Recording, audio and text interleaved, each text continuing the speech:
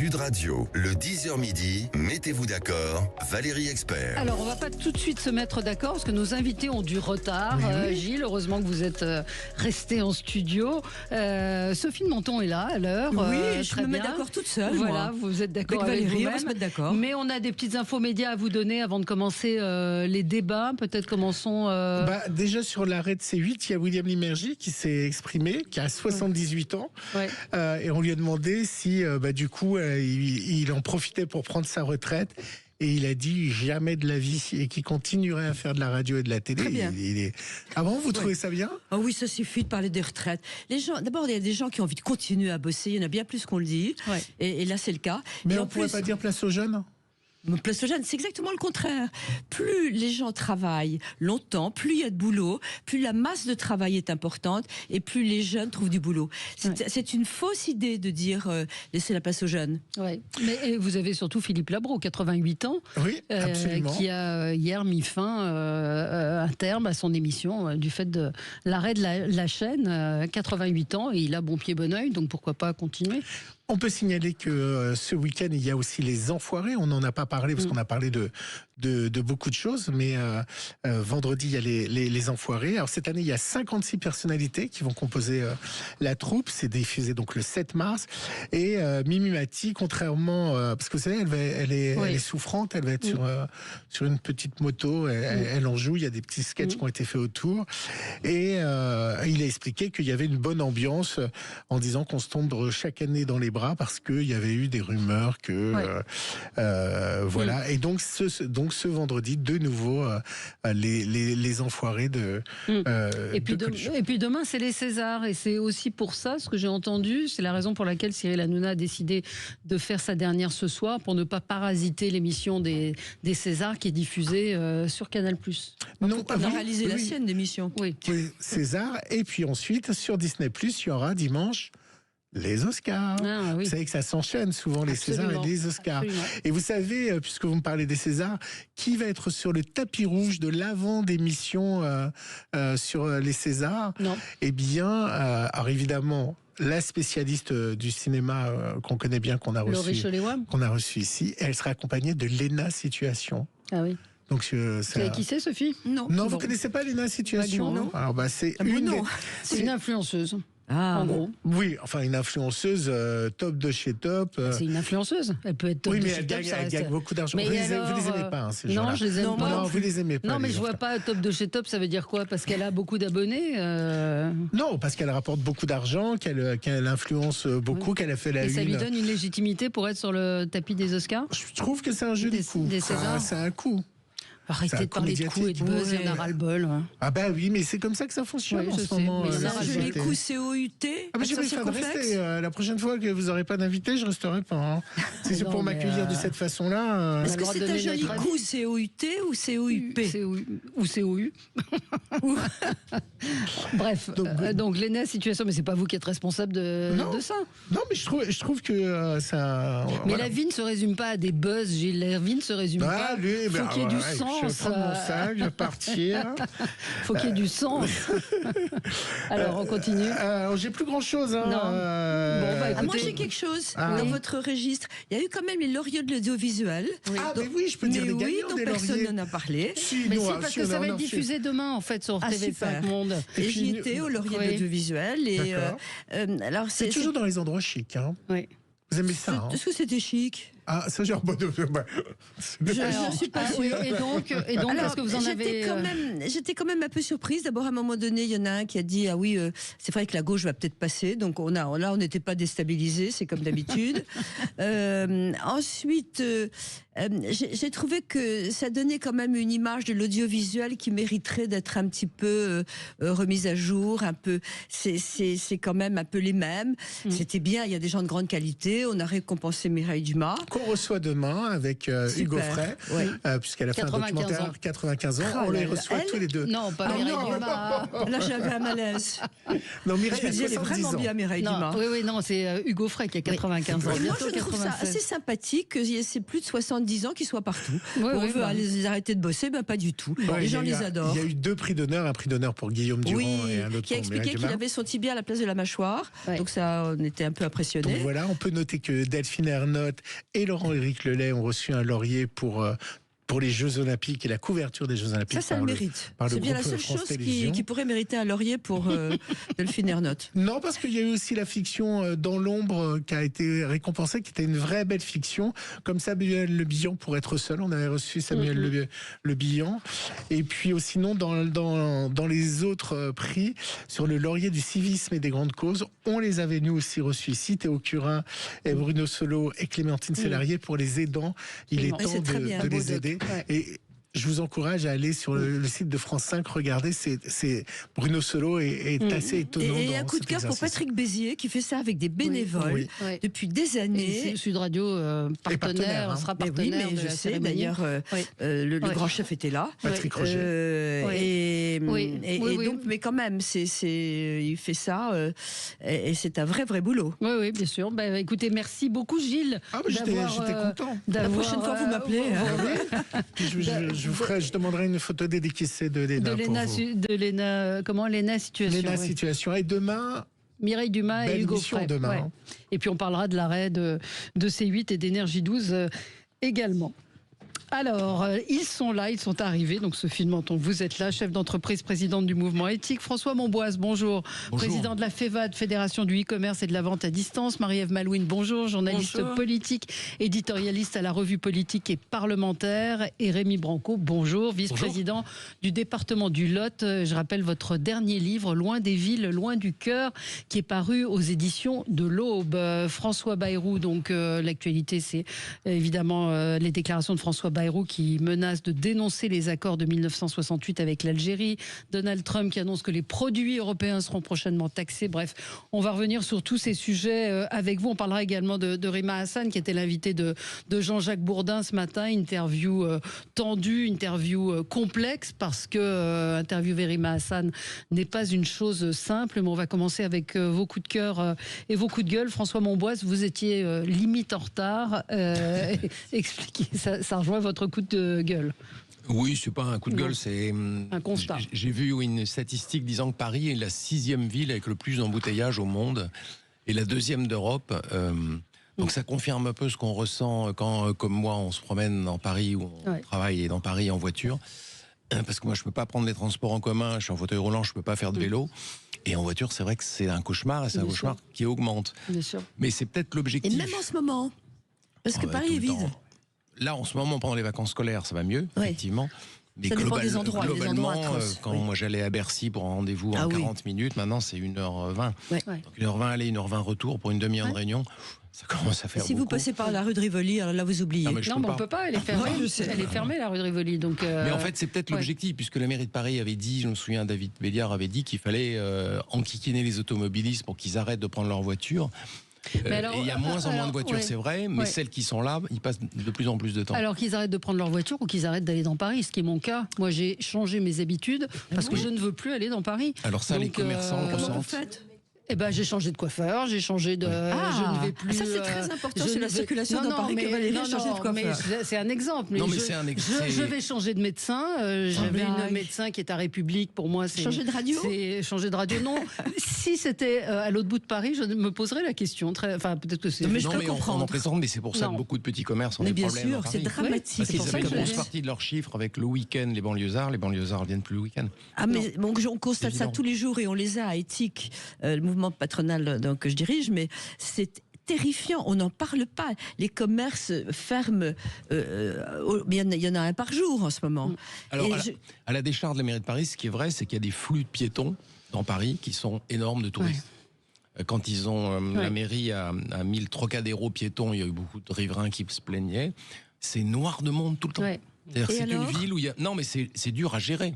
Si vous travaillez à la voirie de la mairie de Paris, c'est très dur à gérer parce qu'il y a des vélos, des piétons, mais par milliers. Ils ne les gèrent pas, on peut pas se rassurer. C'est compliqué. Non, mais c'est compliqué. Mais et puis on parle de Paris, mais c'est ce qui va concerner aussi de plus en plus de villes. Le mouvement, il est quand même à rendre les centres-villes. Des villes qui attirent des touristes internationaux. Les centres-villes piétonniers. Je sais pas, vous avez un avis, Marie-Ève Oui, Malouine, c'est vrai que la politique de la mairie a été de dégoûter les automobilistes parisiens, puisque les Parisiens ont des moyens alternatifs, sauf quand, comme vous, ils sont obligés d'avoir une voiture.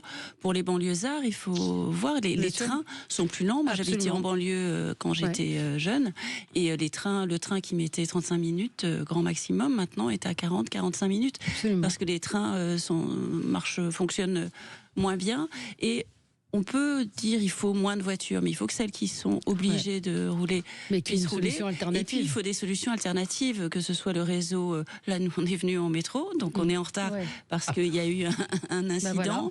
Vous avez des bus. Quand il y a des travaux, vous regardez l'application et là on vous propose de marcher pendant 1 heure avant pour faire votre connexion entre 2 bus.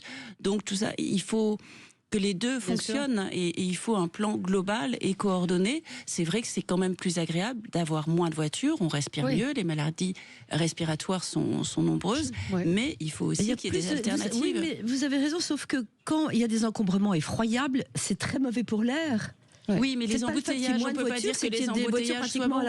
Oui, mais les embouteillages, c'est pas bon pour circuler. Et beaucoup de voitures dans Paris, ce n'est pas bon pour la population. On voit les bronchiolis des enfants.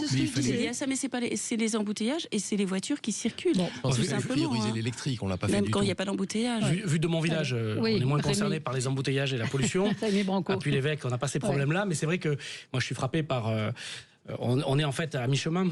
C'est-à-dire qu'on a à la fois les moyens de transport qui se sont développés à Paris, mais depuis très longtemps, un début de changement d'usage, mais on en a plein qui se créent à nouveau. Moi, je suis frappé à chaque fois, je vois chaque jour plus de... Alors, il n'y a plus les trottinettes en libre-service, et ça, heureusement, de la même façon, parce que allez à Rome un week-end, vous voyez le bazar complet de ces trottinettes. Donc, il y a quand même eu des progrès dans la régulation. Après, il faut un service de transport en commun qui soit encore plus efficace. Et puis, il faut que nous tous, là je parle surtout des Parisiens, de ceux qui en prennent le métro, soient aussi des comportements plus civiques. Là, moi, j'ai été bloqué dans le métro par un colis oublié. Ça vaut dans les trains entre le Lot et Paris, ça vaut dans le métro, ça crée des retards pas possibles. Enfin, c'est nous aussi, pour que le transport en commun soit une vraie alternative, il faut qu'à la fois les pouvoirs publics investissent, mais que nous-mêmes, on soit exemplaires dans Et une supplique pour les 2 roues, parce que moi, je roule à vélo. Et non, mais il faut arrêter de foncer sur les vélos et de les détester. Oui, et puis le métro, me dit une auditrice, le métro, mais le métro, vu les incivilités qui y sont, les rames surbondées, etc., ça donne pas très envie non plus de prendre le métro. On continue avec vos coups de cœur, vos coups de gueule, avec vous, Marie-Ève Malouine, un coup de chapeau. Oui, c'est un coup de chapeau, c'est pas un coup de cœur, mais je trouvais que Gérald Darmanin se débrouille pas mal et il a fait une communication habile, il a une approche habile du problème des prisons. Parce que jusqu'à présent, on avait la gauche qui disait les prisons sont surpeuplées, c'est scandaleux, on ne respecte pas le droit des prisonniers et dans le contexte actuel, avec les enjeux autour de la sécurité, ça ne touche pas la population. Et là, je trouve qu'il a trouvé un bon biais pour l'approcher, qui est une réalité, c'est que des prisons surpeuplées, des prisons où on mélange toutes sortes de détenus, des plus dangereux aux gens qui ont fait une erreur et qui peuvent s'améliorer, se retrouvent ensemble et que c'est mauvais pour la société, pour la sécurité de la société. Et je trouve que cette approche qui fonctionne auprès de l'opinion permet aussi de comprendre qu'il faut construire des prisons, qu'il vaut mieux avoir des prisons pleines de prisons de petite taille un peu partout dans le territoire que des prisons. Personne ne veut dans sa circonscription. Personne n'en veut, mais peut-être que ça va finir par changer parce que l'état d'esprit peut évoluer. Et ça, je trouve que Gérald Darmanin a trouvé un bon biais pour mener cette approche. C'est formidable ce que vous dites, juste pour dire que je n'en peux plus des intentions. Rien ne se passe. Vous avez raison. C'est bien ce qu'il fait. Ça va voir le jour quand ? Alors, il a fixé des délais. Comme Gérald Darmanin, on peut supposer qu'il a envie de se présenter à la présidentielle. Sa première prison haute sécurité, il la date à l'été. Et les autres qu'il veut construire, c'est en 2027. Donc, ce sont 2 dates où on lui demandera des comptes après. Donc, il s'est lui-même fixé une échéance pour agir. C'est aussi ce qui se passe dans ce gouvernement. qui voient l'échéance approcher, les gens attendent des actes. On en reparlera peut-être plus tard, mais Bruno Retailleau fait partie des gens aussi qui essaient d'avancer. Vous pourrez réagir, parce qu'on peut parler de la prison avec Mohamed Amra aussi. Dans un instant, on y revient, vous aurez la parole, mais c'est l'heure des infos. À tout de suite sur Sud Radio. Sud Radio. Sud Radio. Parlons vrai. Parlons vrai. Sud Radio. Parlons vrai. C'est sa place. Oui. Ouais. Un mot, lisez le rapport d'inspection. Alors, ça peut paraître ardu, mais l'inspection de fonctionnement suite à l'attaque du convoi pénitentiaire, c'est un rapport qui a été rendu public en juillet à propos de l'évasion de Mohamed Amra. Et ce qu'on y lit est proprement vertigineux sur la prison, sur les dysfonctionnements. C'est-à-dire que des gens savaient à Marseille qu'il était dangereux, mais ne l'ont pas rapporté dans la prison dans laquelle il était incarcéré. On y lit des verbatims de discussions qu'il a pu avoir, enfin si on peut appeler ça des discussions avec des gardiens de prison, je vais t'éclater la gueule, je vais ta mère la pute et autres. On a retrouvé des scies dans sa prison, il insultait, il menaçait. On savait qu'il était dangereux, tout le monde avait des informations. Ce rapport il est public, hein, donc vous tapez inspection du fonctionnement, la prison de la santé qui a été refaite à neuf, il n'y a pas de brouilleur parce que ça perturbe aussi les riverains. Il y a plus de brouilleur. Enfin, il y a quand même des dysfonctionnements terrifiants. Oui, mais parce qu'il n'y a pas de chef.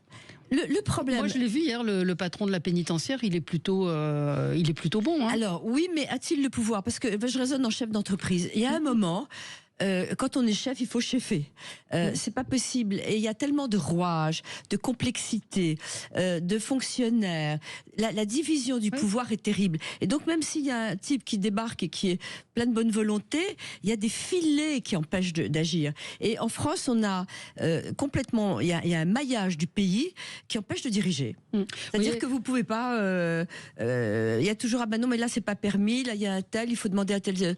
il faut 3 signatures pour faire ça. C'est un vrai problème. Il faut s'attaquer à ça. Vous voyez, ça dit Mohamed Amra semble avoir parfaitement conscience de cette faiblesse. La sonorisation de sa cellule laisse ainsi apparaître qu'il a recours à des équipes de jeteurs prêts à lui livrer de la marchandise, les plus diverses, viande, alcool, tabac, produits stupéfiants, en les projetant par-dessus le mur d'enceinte.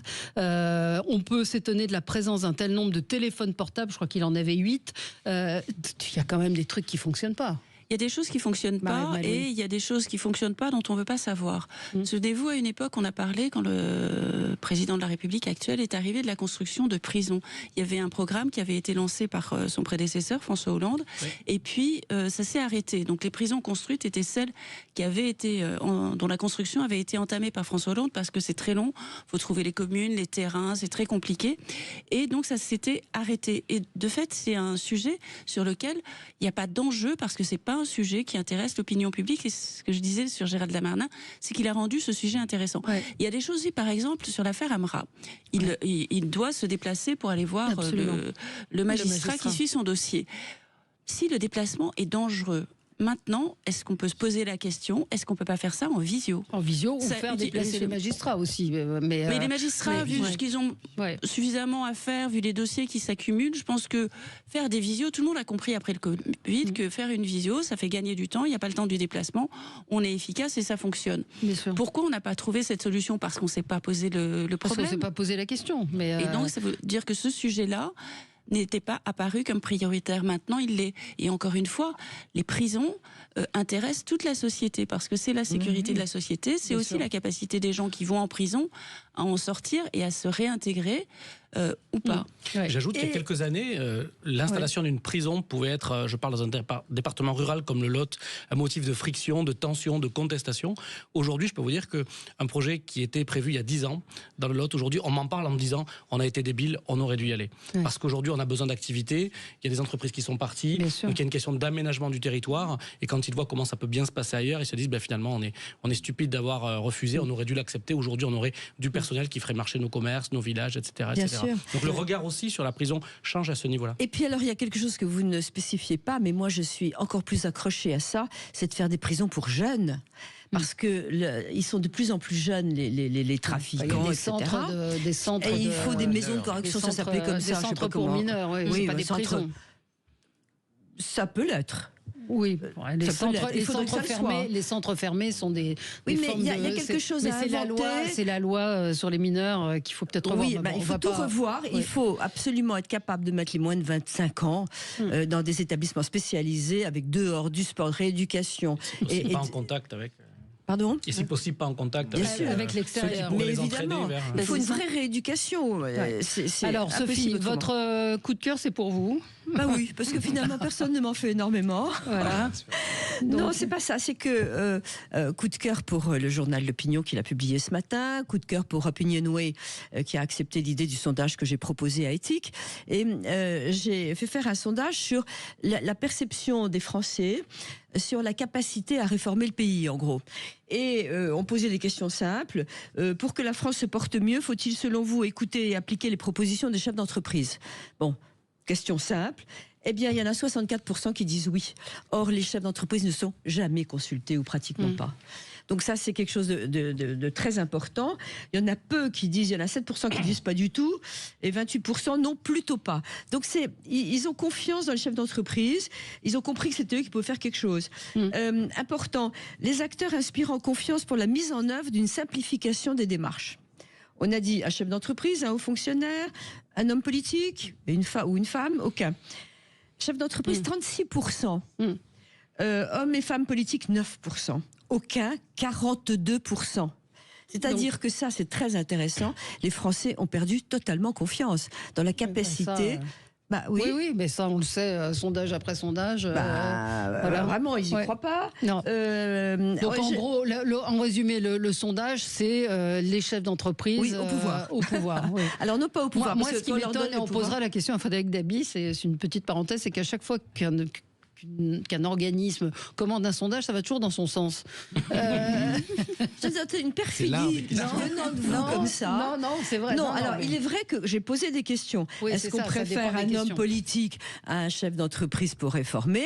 On répond à la question. Alors là où vous allez être très étonné, c'est que quels sont parmi les hommes politiques les plus connus celui qui est le plus à même de créer des conditions favorables pour les entreprises ? Je vous le donne en 1000. Je sais pas. Claire. Pardon ? Claire. Politique. Politique. Je sais pas. 17% Marine Le Pen. Ah ouais. En compétences politiques, 2% Wauquiez. 2% Édouard Philippe. Ah oui. Donc je suis... Alors ça prouve aussi un truc intéressant, c'est que quand les Français aiment ou sont derrière un personnage politique, ils lui attribuent les compétences qu'ils veulent le voir exercer. Enfin, c'est intéressant, il serait temps, messieurs les politiques, que, oui ou non, vous acceptiez d'écouter les chefs d'entreprise. On envoie des propositions. Donc du coup, Donald Trump, qui est un chef d'entreprise à la tête des États-Unis, vous semble adopter les bonnes mesures ? Vous me donnez l'occasion de dire quelque chose de très intéressant. Vous avez vu qu'il a demandé, qu'il offre une gold card à raison de, si vous avez 8 millions de dollars. 5 millions de dollars, oui. Vous vous pointez aux États-Unis, vous avez une gold card, vous avez droit à la nationalité, etc. Figurez-vous que ça a lieu dans je ne sais pas combien de pays d'Europe. Ça a lieu en Suisse et autres. Mais le Portugal, vous achetez un appartement. Ça ne vous garantit pas forcément des profils... Non, vous avez les Russes qui vous laissent barrer. Ils achètent un appartement au Portugal et ils avaient la nationalité portugaise. Excusez-moi, mais attirer les milliardaires et les gens, tous les pays l'ont fait. Allez, on marque une pause et on se retrouve dans un instant avec vous et on va parler de Donald Trump qui annonce que les produits européens seront prochainement taxés à 25%. Rémi Branco, vous vouliez revenir, vous, sur les conséquences que ça pourrait occasionner, en particulier sur l'agriculture française. À tout de suite. Sud Radio. Sud Radio. Parlons vrai. Hors produits électriques et à pile. Sud Radio, le 10h midi, mettez-vous d'accord, Valérie Expert. On est ensemble pour commenter l'actualité avec vous et Rémi Branco. L'actualité, c'est cette annonce faite par Donald Trump de taxer, il veut taxer les produits européens à plus de 25%. Il a aussi dit que l'Union européenne avait été créée pour emmerder les États-Unis. Je reprends ses propres termes. Ça vous inquiète ? J'entendais ce matin qu'il pouvait y avoir des variations dans les taxes. C'est-à-dire qu'on pourrait taxer le cognac à 25%, mais les voitures allemandes un peu moins parce qu'ils en commandent quand même pas pas mal. Oui, ça m'inquiète et ça m'exaspère en réalité à plusieurs titres. Bon, on découvre rien avec Donald Trump. Il avait déjà fait ça il y a quelques années, souvenez-vous. C'était les produits laitiers, c'était nos vins, nos spiritueux qui avaient été victimes de ces décisions de Trump. Ça m'énerve parce que j'ai l'impression que l'Europe se réveille à moitié, découvre la vie, se dit qu'il va falloir prendre des mesures, être plus dur, etc. On le sait depuis 5 ans, on peut l'attendre, on peut l'anticiper. Stéphane Séjourné avait dit qu'un plan était déjà prévu pour répondre progressivement à la menace. Et aujourd'hui, on attend encore. Donc il serait temps que l'Europe se réveille sur sa politique commerciale. Deuxièmement, sur la politique agricole commune, il serait temps d'avoir une politique agricole commune qui change de braquet, qui se dit que finalement le tout pour l'export, c'est peut-être pas l'avenir de notre modèle et qu'il faut d'abord penser en priorité à faire en sorte que l'Union européenne puisse s'alimenter, que les Européens puissent s'alimenter tout seuls avant de partir à l'export. Et puis dernièrement, moi j'ai un coup de gueule particulier parce que je suis au salon de l'agriculture depuis plusieurs jours et je vois défiler Jordan Bardella, Sarah Knafo, Éric Zemmour qui prennent des selfies et des selfies. Les mêmes iront prendre des selfies avec Donald Trump, avec Musk et avec les autres. Oui, donc les mêmes qui font des déclarations d'amour aux agriculteurs font les déclarations d'amour à ceux qui là maintenant vont les mettre en grande difficulté.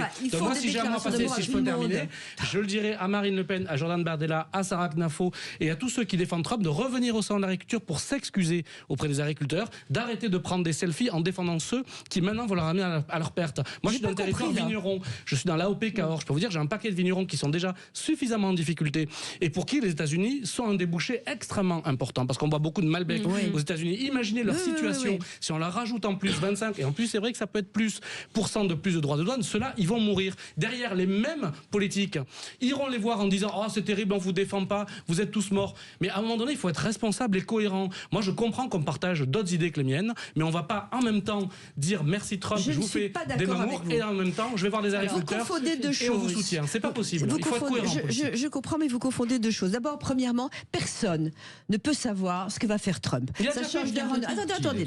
Ça change d'heure en heure, etc. Ensuite, je vous signale que la clientèle de Marine Le Pen, que vous le vouliez ou non, et qui soutient les agriculteurs, ce sont les agriculteurs. Ils l'adorent. Bah si. Il l'adore. Regardez les sondages. Bah oui. Et oui. Pas vrai. Donc, mais si, c'est vrai. Et donc, elle y va. Et je crois qu'ils ont envie de les soutenir. Ça fait partie d'une cible qu'ils ont. Donc, il est normal, un peu, au salon de l'agriculture. Moi, je les ai tous vus aller embrasser et dire qu'ils soutenaient les agriculteurs. C'est une règle du jeu. Et ensuite, la deuxième chose, vous avez partiellement raison si ça se passe comme ça se passe avec Trump. Mais je pense que ça change d'heure en heure, il sera obligé de revenir en arrière, il va appauvrir son peuple. C'est très compliqué parce que toutes les déclarations sont contradictoires. Mais il est constant. Premier mandat, deuxième mandat, il fait pareil. Oui, François, ça va être, je suis d'accord que ça va être la catastrophe parce qu'on ne sait pas sur quel produit ça va être et je pense Trump fait exprès de ne pas être précis parce qu'il exploite le fait que les Français souhaitent que ça soit les voitures et les Allemands souhaitent que ça soit le vin. Bien sûr. Et il exploite les divisions européennes, mais ça va être compliqué. Enfin, toutes les entreprises qui ont des contrats d'achat de produits américains ou de vente, c'est le bazar. Comment voulez-vous faire un budget quand vous êtes chef d'entreprise avec des imports-exports avec les États-Unis ? Oui, mais il faut le faire. C'est hyper compliqué. Ouais. Et vous pensez qu'à l'arrivée, il va faire ça, c'est-à-dire de diviser, de dire 25% pour le vin, 20%. Je pense que pour l'économie, c'est pas bon. Pour les entreprises, c'est pas bon. Comment voulez-vous investir sur une filiale de développement des affaires aux États-Unis, embaucher un commercial quand vous, Je suis d'accord, mais si l'Europe se manie un petit peu et arriver à faire immédiatement, parce qu'on se donne un mois quand il y a une procédure d'urgence, mais ça il y a une guerre économique, il faut rien. Ok, on va mettre 25% sur les produits américains, mais ça va être le bazar aussi. Vous savez qu'ils peuvent... Est-ce que Marie-Ève peut réagir? Oui, moi je suis tout à fait d'accord avec Rémi, mais je pense que l'Europe a une réaction à avoir. Elle ne peut pas rester à dire ce n'est pas possible. L'Europe, c'est un très grand marché. On l'oublie souvent, c'est un très grand marché international. Et Trump, qu'est-ce qu'il fait là? Il teste. Il voit si les Européens restent unis ou s'ils commencent à se diviser, s'il y en a quelques-uns qui vont essayer de négocier avec lui des choses un petit peu différentes pour lui. Donc c'est aussi un test. Et donc la réponse au test, c'est que l'Europe répond d'une seule voix. C'était pas le cas ces derniers temps. Là, peut-être que nécessité fait loi et, comme on dit, mieux vaut tard que jamais, parce que là, effectivement, il y a urgence. Mais il faut que l'Europe prenne en considération le poids qu'elle va avoir diviser pour mieux régner. C'est quand même ça va être compliqué de les mettre d'accord. Ils se divise toute seule ils ont un mois pour se mettre d'accord. C'est pas possible. On est en guerre économique. Oui, mais alors il y a quelqu'un qui faisait remarquer, et c'est très juste, je ne sais plus cette semaine, qu'au salon de l'agriculture, ils restent tous dans le hall 1. Ils vont assez rarement dans les autres halls, en tout cas avec les caméras. Alors, avec si vous voulez une géographie précise. Ce matin, on a Sarah Knafo qui fait du pain, donc voilà, on aime nos boulangers. Des images. Ouais. Bon, ils vont quand même surtout voir très peu d'agriculteurs au final. Ouais. Vous les verrez plus avec des gens qui viennent leur servir du vin, mais qui ne sont pas souvent des agriculteurs. Et vous les verrez dans le hall 3, le hall des régions, qui est en fait le hall du commerce et un peu de la beuverie, plus que le hall des discussions agricoles. Il y a un hall 4, le hall institutionnel, où là, il y a vraiment des discussions sérieuses, à la fois avec les syndicats, à la fois avec tous les acteurs de l'agriculture. Vous les verrez moins, parce qu'il y a moins de grand public. Ce que cherchent en fait beaucoup de politiques, c'est le bain de foule, non pas avec des agriculteurs, ce sont des franciliens, ce sont des provinciaux qui viennent et qui prennent des photos avec des célébrités. Et au final, ils voient plus de caméras et de touristes et de visiteurs que d'agriculteurs. Et c'est ce que je reproche à certains politiques, pas tous heureusement, c'est qu'ils passent plus de temps finalement à prendre des selfies devant du grand public qu'à discuter réellement avec les agriculteurs. Je peux vous dire qu'aujourd'hui, si Sarah Knafo s'amuse à aller discuter des 25% de Trump avec les agriculteurs, il me tarde d'avoir la réponse. Ouais. Mais elle le fera peut-être pas. Le salon de l'agriculture, c'est aussi créer des images. Toute la presse et les photographes, les caméras suivent les images dans le salon, dans le hall où il y a les éleveurs. C'est pour ça qu'ils y vont, pour avoir une image de convivialité. Je bois un coup, j'ai un petit agneau dans les bras. Mais c'est vrai que c'est ailleurs que ça se passe. Et là, c'est plus compliqué. Et ils n'y vont pas. Mais c'est de la communication, tout le monde le sait. Je crois que les exposants du salon en sont tout à fait conscients. Cette année, ça a été un petit peu mais est-ce qu'on prend des vraies décisions dans un salon? Vous prenez des contacts, il y a des tables rondes, il y a eu des tables rondes avec les distributeurs. Parce que je prends des contacts qui vont être utiles après pendant toute l'année pour l'agriculture lautoise, parce que j'aurais vu tel syndicat, tel groupe alimentaire, telle filière, et c'est des contacts après vraiment qu'on rentabilise toute l'année. Et c'est la première année que les agriculteurs rejoignent un mouvement patronal comme éthique. Ben oui, première année. J'ai d'ailleurs un message d'un agriculteur formidable qui s'appelait Cardo qui a dit aimez-nous, on fera le reste. Elle a dit de le dire à la radio. Et je souligne que c'est intéressant d'aller voir les autres halls et notamment les machines agricoles, parce qu'on touche la réalité du monde agricole, parce que quand on voit les machines avec les écrans qui est dessus, on se rend compte que c'est un investissement énorme et qu'un agriculteur qui gère son entreprise agricole, qui investit pour une machine, il faut qu'il rembourse après. C'est ça aussi leur problème de trésorerie. Les prix ont explosé, j'entendais, sur les machines agricoles, c'est-à-dire qu'ils ne peuvent plus être propriétaires de leurs tracteurs parce qu'ils sont obligés de les acheter en commun, en coopérative, parce que les prix ont explosé. Et n'oubliez pas qu'au salon de l'agriculture, il n'y a pas que des vaches, des brebis, etc. Il y a aussi un magnifique hall, le hall équin. C'est une amie qui adore le cheval sur le marché de Floressas qui m'a dit parle-en, parce qu'au salon de l'agriculture, les gens vont voir les vaches, les agneaux, les brebis, alors qu'il y a un magnifique hall équin avec des démonstrations sur la carrière qui sont extraordinaires. Avec des chevaux, des races incroyables. Voilà, avec des races incroyables qu'on ne voit jamais. Alors c'est vrai que le hall est un tout petit peu excentré, mais il faut y aller, ça vaut le coup, c'est vraiment... Et puis là aussi, c'est des passionnés. J'insiste beaucoup sur le dressage des chiens. Il reste quelques jours, ça se termine dimanche, le salon de l'agriculture, mais il est toujours temps d'y aller. On marque une pause et on va revenir sur l'Algérie, les déclarations de François Bayrou hier. À tout de suite. Sud Radio. Sud Radio. Parlons vrai. Parlons vrai. Notre avenir, économisons-la. Sud Radio, le 10h midi, mettez-vous d'accord, Valérie Expert. Alors, hier, je vous signale à propos du Salon de l'Agriculture que les vraies voix seront ce soir en direct. Donc, si vous voulez les voir en vrai, Cécile de Minibus et notre ami Philippe David. Et puis, demain matin, c'est la matinale de Jean-Jacques Bourdin qui sera en direct du Salon de l'Agriculture avec la ministre de l'Agriculture comme invité politique à 8h30. L'Algérie, donc, les questions... comment punir l'Algérie, comment répondre à l'humiliation qui est faite à la France. Hier, vous avez entendu François Bayrou qui a annoncé vouloir revenir sur les accords de 68. Il a affirmé qu'il ne voulait pas d'escalade, mais néanmoins, c'est peut-être François Monboise, comment vous avez compris ce discours de fermeté pour une fois. On a envie de dire pour une fois, il y a une amorce d'actes concrets. Je crois qu'il a eu raison parce qu'il est complètement poussé par l'opinion publique là. Il y a un besoin de fermeté parce que les gens ont l'impression que l'Algérie pousse le bouchon de plus en plus loin et que la France ne réagit absolument pas après avoir dit si on négocie en sous-main mais il se passe rien et Sansal est toujours en prison. Donc je pense qu'il a eu raison. Il faut qu'il y ait des choses qui se passent. Oui. J'entends bien l'argument qu'on est dans 2 batailles d'orgueil, donc c'est pas du tout certain que les Algériens adoucissent les conditions de détention de Sansal. Mais pour l'opinion publique française, je pense que Bayrou devait le faire. Oui, Marie-Ève Malouine, politiquement. Oui. Oui. Moi, c'est pas une bataille d'orgueil. C'est 2 pays qui défendent leur point de vue. L'Algérie, les autorités algériennes manipulent leur population et prétendent que tous leurs mots viennent de la colonisation française. Or, leurs mots viennent aussi des responsables et des autorités algériennes. C'est comme ça que ça se passe dans n'importe quel pays. Et donc, c'est un moyen utilisé depuis des dizaines et des dizaines d'années par les Algériens, les autorités algériennes, encore une fois, par la population, pour maintenir leur population dans l'état dans lequel elle se trouve. Les OQTF, on en parle régulièrement en disant qu'elles ne sont pas exécutées. On a tout un tas de gens en France qui nous disent c'est pas possible, c'est pas efficace. Et il n'y a pas de solution, en gros. Donc là, l'opinion, petit à petit, parce que Bruno Retailleau a pointé la difficulté et s'est retrouvé dans l'incapacité de faire expulser un influenceur, l'opinion dit c'est pas possible, il faut faire quelque chose. Et entre Jean-Noël Barrot et Bruno Retailleau, finalement, Jean-Noël Barrot, qui disait c'est pas comme ça qu'il faut faire, il a commencé lui aussi à trouver des solutions. Il propose qu'on le fasse au niveau européen, ce qui est en soi aussi une bonne idée. Et donc, il y a un début de réaction de la France pour dire aussi les accords de 68 ne sont pas respectés par l'Algérie. Parce que dans les accords de 68, il y a le fait qu'un ressortissant algérien avec un passeport, à l'époque, c'était pas biométrique, mais qui prouve son identité, il n'y a pas besoin de lui demander un laissez-passer consulaire. Donc, on remet un petit peu les choses à leur niveau. Et c'est pas une question d'orgueil, c'est une question aussi. C'est l'orgueil du gouvernement algérien. Je vois mal le gouvernement algérien dire oui, vous avez raison. Mais c'est pas un orgueil.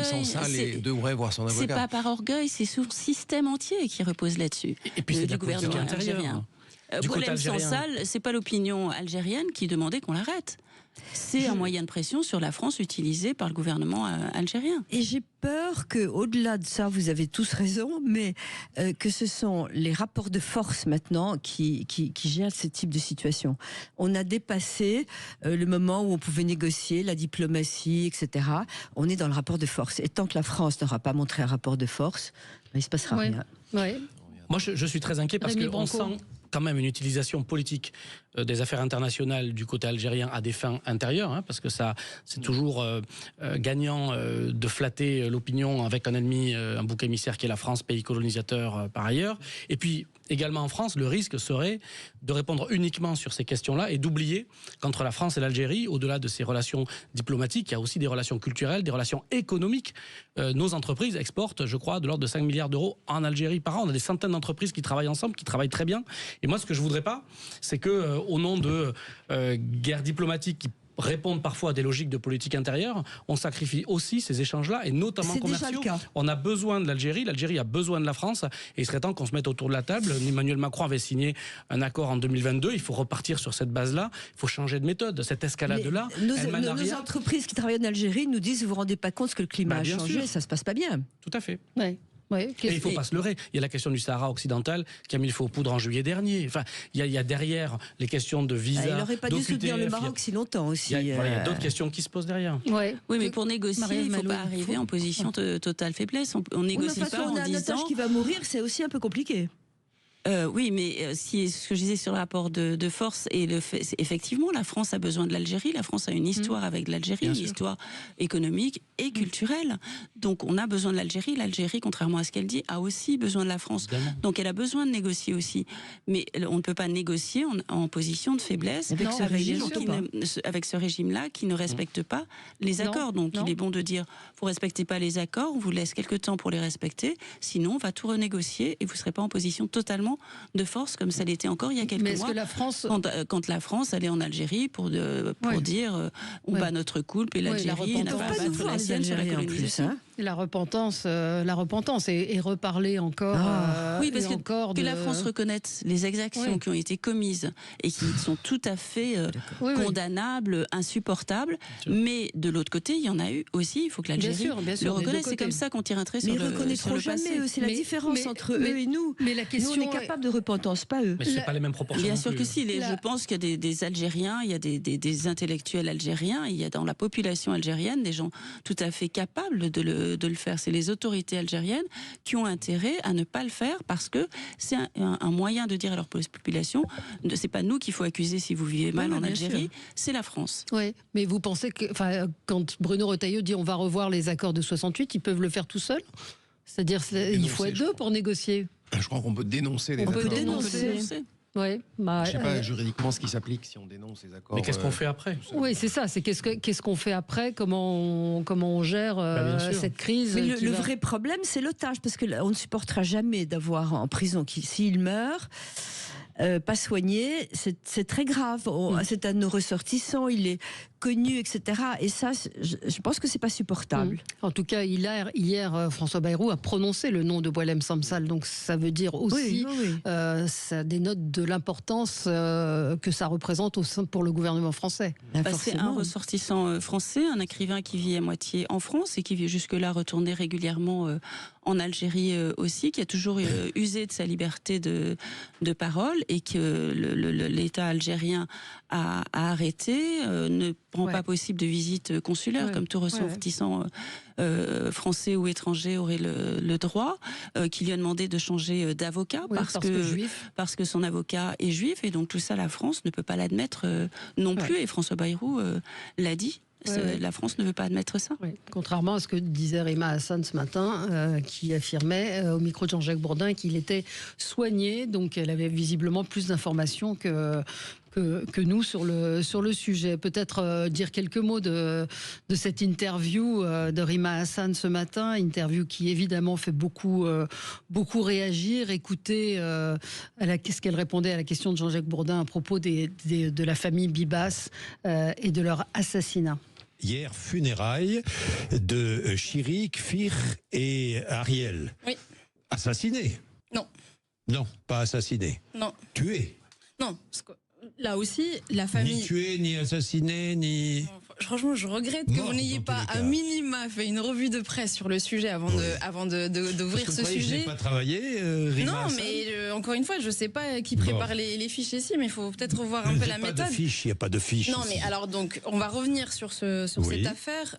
Figurez-vous que la famille Bibas elle-même a demandé aux autorités israéliennes d'arrêter notamment de commenter les circonstances de la mort des membres de sa famille, précisément parce qu'elle-même n'a pas reçu des informations officielles et claires sur les comptes rendus qui ont été notamment communiqués par l'armée israélienne.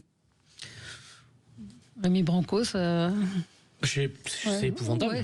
C'est épouvantable d'entendre ça. Moi, j'ai connu, il y a 20 ans, je participais à des manifestations de soutien de la cause palestinienne. On pouvait à la fois être pour la cause palestinienne, pour une politique de deux États, sans partir sur les discours aujourd'hui où on a basculé dans complètement autre chose. Non seulement là, on a basculé sur la défense du Hamas, dont on nie le caractère terroriste, qui est quand même épouvantable, et on part sur des fake news maintenant. On joue sur des drames familiaux. On nie des drames familiaux. Là, il semblerait qu'il y ait une autopsie assez claire. C'est clairement pas un éclat d'obus qui est arrivé, c'est évidemment un étranglement et c'est un assassinat, donc il faut employer les mots, il faut dire les choses, et voilà, ce type d'intervention dessert à la fois évidemment celle qui les prononce, mais toute une cause qui est parfaitement légitime, qui est celle d'un peuple palestinien qui veut son autonomie et son indépendance, et moi ça me rend extrêmement triste et ça me met en colère, parce que ces gens-là sont députés, sont élus par nous, c'est-à-dire par des citoyens, ils ont une responsabilité quand ils portent cette parole, députée européenne, elle a été élue il y a 6 mois, et partir maintenant sur des fake news pareilles, jouer sur des drames terrible, épouvantable, humain, je trouve ça affreux, quoi. Oui, parce que même si on prend le raisonnement, s'ils ont été tués par un éclat d'obus, ce que je ne crois pas, ce que l'autopsie a démontré qu'ils avaient été étouffés, est-ce que ce serait acceptable? Ce sont des enfants qui ont été enlevés et qui, au lieu de dire, on fait, quand il y a une prise d'otage, les plus jeunes, on les rend. Non, ils ont été gardés, c'est pour ça qu'ils sont morts. Et alors, ils ont été tués par des Palestiniens et étouffés. Mais quand bien même, si Madame Hassan pense que ce serait mieux s'ils étaient tués d'un éclat d'obus. C'est quand même des enfants qui ont été enlevés parce que juifs, uniquement parce que juifs, ce sont des bébés. Voilà. Jean-Jacques Bourdin lui pose la question en lui disant, mais il poursuit en lui disant, mais s'il n'avait pas été enlevé le 7 octobre, il ne serait pas mort. Et elle répond, oui, mais si la Palestine n'était pas occupée, il n'y aurait pas eu le 7 octobre. Enfin bon, c'est un peu le... Donc on justifie le terrorisme. On justifie. Écoutez ce deuxième extrait, puis vous pourrez réagir, ce deuxième extrait à propos du Hamas.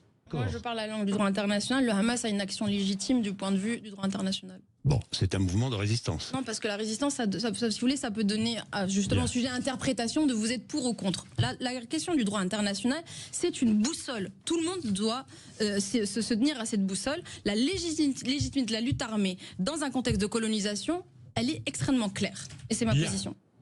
Voilà, donc elle juge légitime l'action du... Pardon ? À Gaza, il n'y a pas de colonisation.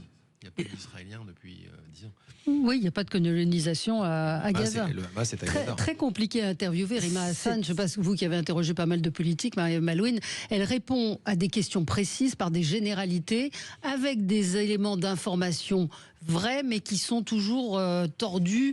Elle joue toujours et elle prépare très bien ses interviews. Quand elle parle de droit international, le droit international n'a jamais justifié l'enlèvement de populations civiles.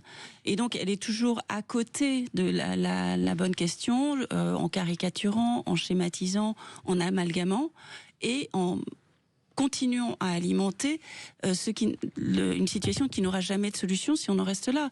Si quand on dit que c'est scandaleux que les enfants des otages civils aient été pris par le Hamas, on ne peut pas dire dans le même temps que la guerre contre les populations palestiniennes n'est pas acceptable. Si on ne peut pas dire les deux, on n'arrivera jamais à une solution.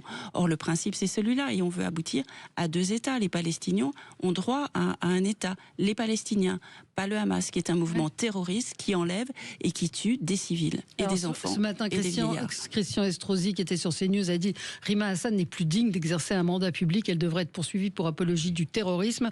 Et David Lisnard a lui déposé auprès du procureur un signalement. J'allais justement vous dire que j'avais même pas envie de commenter. Je pense que actuellement, c'est une parole qui n'est pas audible. Quand on parle d'un enfant étouffé, c'est plus possible. On ne peut pas accepter, sous prétexte qu'ils ont été élus à un moment quelconque, qu'on dise n'importe quoi. Et moi, je suis sidérée de voir la différence qu'il peut y avoir entre... alors, je mélange 2 sujets qui n'ont rien à voir, mais quand même, entre l'Arcom qui va interdire et supprimer une chaîne de télévision et le fait qu'on reçoive sur tous les plateaux des gens... des gens qui font l'apologie du terrorisme. Je suis désolée. Elle a un contradicteur en face. Je veux dire, l'Arcom n'est pas là non plus pour censurer. Un contradicteur. Tout le monde a des contradicteurs si on va par là. Non, je pense que l'Arcom est là pour voir si vous avez une maîtrise de l'antenne. À partir du moment où vous répondez, enfin vous connaissez bien le sujet aussi. Oui, à partir du moment où il y a clairement des émissions de télévision ou de radio en dehors de cette interview-là, où on laisse exprimer largement des populations qui émettent, enfin des personnalités qui émettent ce type d'opinion, c'est pas supportable. Donc là, moi j'ai un problème. Des gens comme ça, j'en veux plus. En même temps, il faut l'interroger, la mettre face à ses contradictions. Mais non, j'ai pas envie qu'on l'interroge, moi. C'est ne l'a jamais résolu. Dire qu'il n'y a pas de problème parce qu'on ne l'interrogerait pas sur certaines j'ai dit qu'on la met en avant tout le temps et que ça conforte des gens. Non, il y a une différence entre le fait de l'interroger, de lui apporter la contradiction et de contradiction, elle était faible. Non, je pense pas qu'on puisse dire ça. La faiblesse de Jean-Jacques Bourdin, je crois que c'est pas deux termes qui vont bien ensemble. Et un plateau où on encourage les gens à tenir des propos condamnables. C'est pas du tout la même chose, c'est pas du tout comparable. Mais je pense qu'il n'y aura aucune suite judiciaire à ces propos. Il y a une indignation. Et pourquoi ? Je pense qu'elle est là pour ça aussi. Elle le sait très bien. Elle sait très bien ce qu'elle fait et ce qu'elle dit. Elle est dans la provocation permanente. C'est sa marque de fabrique et c'est comme ça qu'elle existe. Oui, on peut s'étonner de sa volonté d'y aller. Oui, on peut s'étonner de sa volonté d'y aller, absolument. Et quand elle dit qu'il n'y a pas d'aéroport à Gaza, elle aurait pu passer par l'Égypte ou par la Jordanie, non ? Non, elle n'a pas dit ça, si ? Bah oui, mais si on veut pas aller en Israël, on n'y va pas. Je trouve ces gens-là dangereux, on les écoute, on en parle, et je trouve que c'est vraiment dangereux. On en parle justement pour expliquer... Le bout de leur raisonnement, et je crois que c'est le député LFI qui l'a dit, c'est 48. C'est-à-dire que tout va mal depuis 48. Absolument. Vous parliez des solutions. La solution pour Rima Hassan, c'est From the River to the Sea. C'est un seul pays du Jourdain à la mer. Absolument. Donc pourquoi elle va... ils vont pas jusqu'à le dire, mais parfois, je crois que c'est... le député du 18e, Émeric Caron, qui l'a écrit là, dans un tweet hier, il y a du bazar depuis 48. Oui, mais c'est parce que sa volonté, c'est de rayer Israël de la carte. C'est sa volonté, c'est celle du Hamas, c'est un mouvement terroriste dans ce sens-là.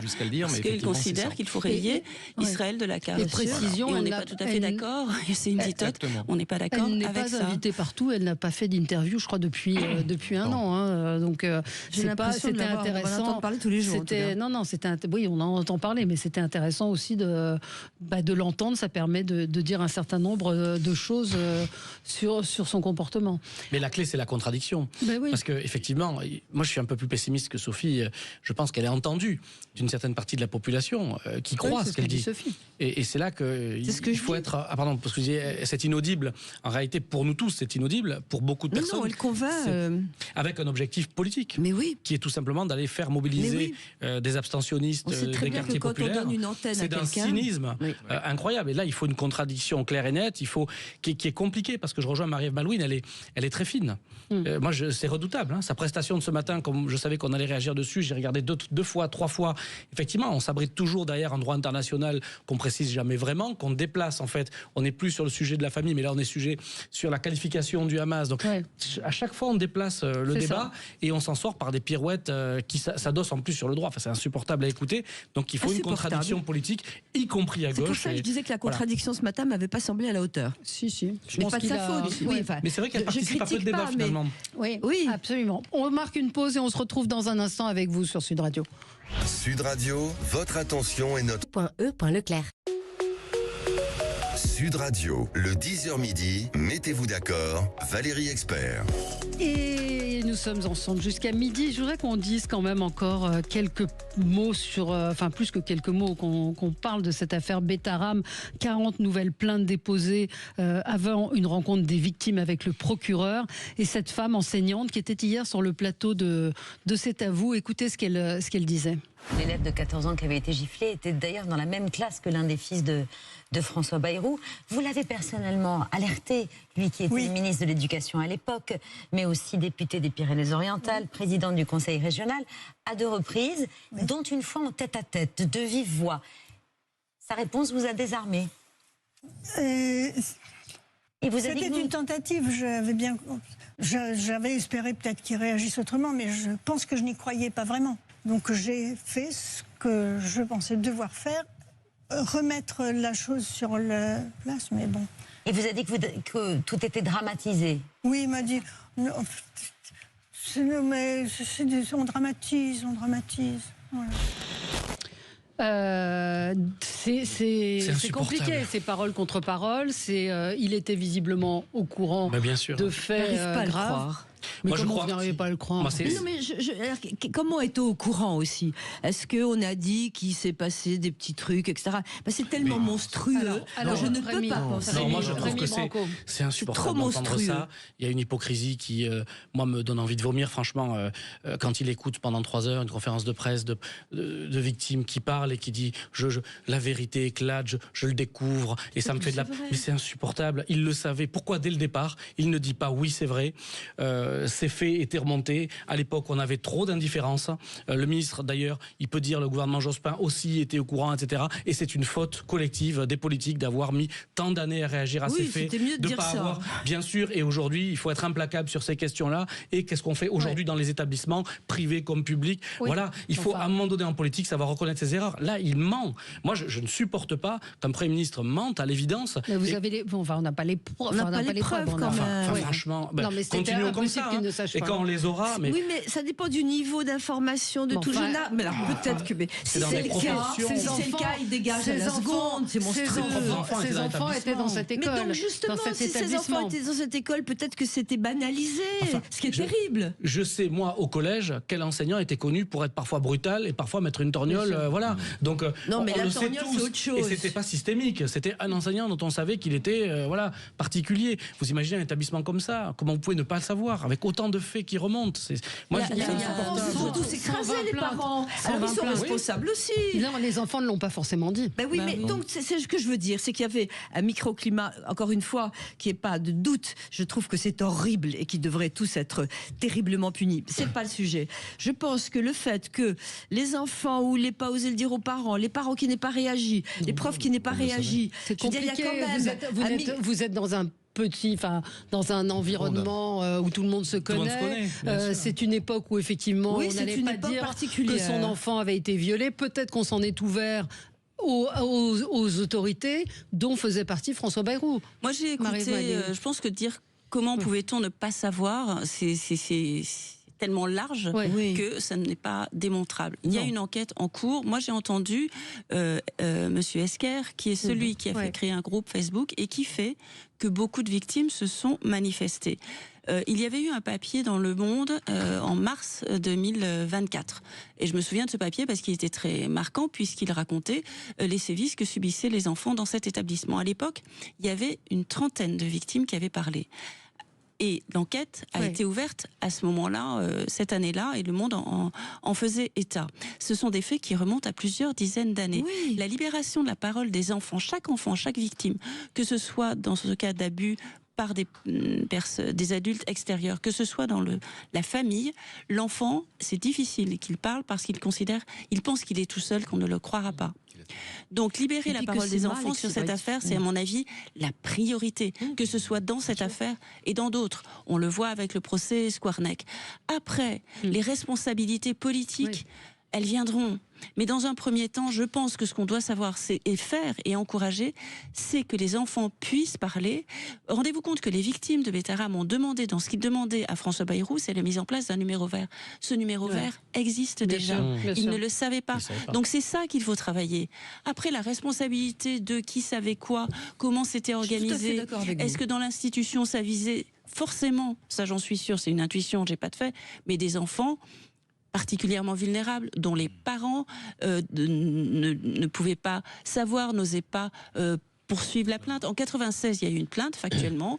François Bayrou a demandé une inspection. L'inspecteur, aujourd'hui de l'Éducation nationale, dit effectivement, j'ai pas cherché à savoir. C'est ce système-là qui en cause, dont fait partie François Bayrou. Qu'est-ce qui l'empêche de dire ça? Tous les autres responsables de dire. J'avais eu des informations, mais je ne les ai pas crues et c'était une erreur. Parce que il a eu des informations et il a réagi en demandant une inspection. Faire de toute cette affaire, le fait qu'il a mal communiqué, je trouve que c'est pas le sujet. Il y a une insincérité, il a menti, c'est pas une question de communication. C'est un procès politique, on est d'accord. Le sujet, c'est les maltraitances, que ce soit physiques, sexuelles vis-à-vis des enfants, et c'est là-dessus qu'il faut travailler. C'est là-dessus qu'on attend les politiques, pas sur leur mode d'expression qui est plus ou moins vous avez tout à fait raison. Bon. Et il y a une question honnêtement politique. La réalité, c'est que les politiques, que tous les responsables, que ce soit aussi les fonctionnaires, se saisissent de cette affaire pour mener des contrôles, ce qui va être fait dans tous les établissements, des vrais contrôles. Pas un contrôle du demi-journée où on ne cherche pas alors qu'il y a une plainte déjà existante. C'est ça le sujet. Quand ces enfants dans l'école et sa femme prof de catéchisme, ça prouve quand même que... Mais n'importe quoi. N'importe quoi. Comment n'importe quoi? Quand vous êtes enseignant, vous savez exactement ce qui se passe dans les... Non, mais non, c'est les derniers avertis. Mais je pense qu'il y avait une tolérance au siècle dernier à la violence vis-à-vis des enfants qui était commune. Moi, j'ai eu dans les années 60, on m'a tapé sur les doigts. Avec une règle, avec soit la règle en bois quand c'était pas grave, soit la règle en fer quand c'était grave. En CE1, mon fils a subi une sévice au lycée. Mes parents le savaient, mes parents enseignants, ils ne protestaient pas. Ouais, tout le monde considérait que les violences physiques sur les enfants, c'était acceptable. Oui, c'était pas bien méchant. Et de ça, on est passé aux violences sexuelles, etc. Et ça, on le dit pas trop. C'est-à-dire qu'on regarde avec nos yeux maintenant à trouver ça scandaleux, des choses qui, apparemment, dans ces établissements étaient x100. Oui, absolument. Je crois qu'on a fini. On a fait le tour de nos actualités heureuses. Peut-être le roi du Maroc qui a demandé qu'à l'occasion de l'Aïd, on égorge moins de moutons à cause de la sécheresse et des cheptels qui sont en diminution. Donc, c'est pas à cause des gentils moutons. Non, c'est pas à cause des gentils moutons. Donc j'ai vu passer cette information bonne nouvelle ce matin. Et voilà. Merci à vous. Merci à tous les quatre. Dans un instant, c'est Alexis Poulain qui sera avec vous. Et nous, on se retrouve demain. Très bonne journée sur Sud Radio. Sud Radio. Sud Radio. Parlons vrai. Parlons vrai. Sud Radio. Parlons vrai.